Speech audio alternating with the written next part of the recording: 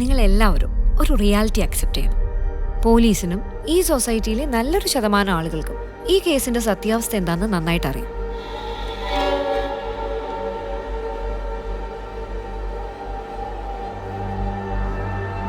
ഇയാളാളൊരു കില്ലാടിയാ.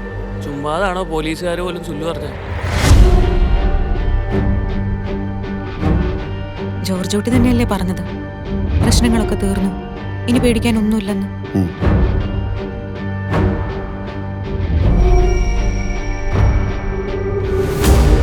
പോലീസിന്റെ രീതികൾ മുൻകൂട്ടി കണ്ട് കളിക്കുന്ന ഒരാളാണല്ലോ അയാൾ.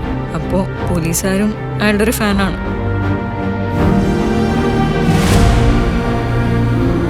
പിന്നെ ആ ജോർജ് കുട്ടി ആളൊരു കുറുക്കനാണ്.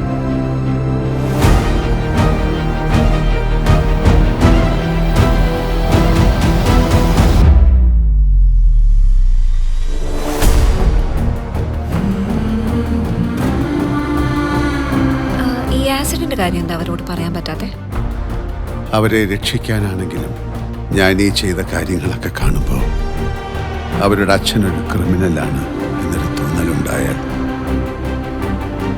ഏയ്, അവരങ്ങനെയൊന്നും ചിന്തിക്കില്ല. ഞാൻ തന്നെ അങ്ങനെ ചിന്തിച്ചു തുടങ്ങി. പിന്നല്ലേ സർ, ഇപ്പോഴല്ലേ നമ്മുടെ പ്രസക്തി. മീഡിയ ഇൻവെസ്റ്റിഗേഷനിലൂടെ ജീവൻ വെച്ച് തെളിയിക്കപ്പെട്ട എന്തോരം കേസുകളുണ്ട് സർ. അവരാരാണെന്ന് മനസ്സിലാക്കാൻ എന്തെങ്കിലും സൂചന തരാൻ പറ്റുമോ? I want his full file on my desk as soon as possible.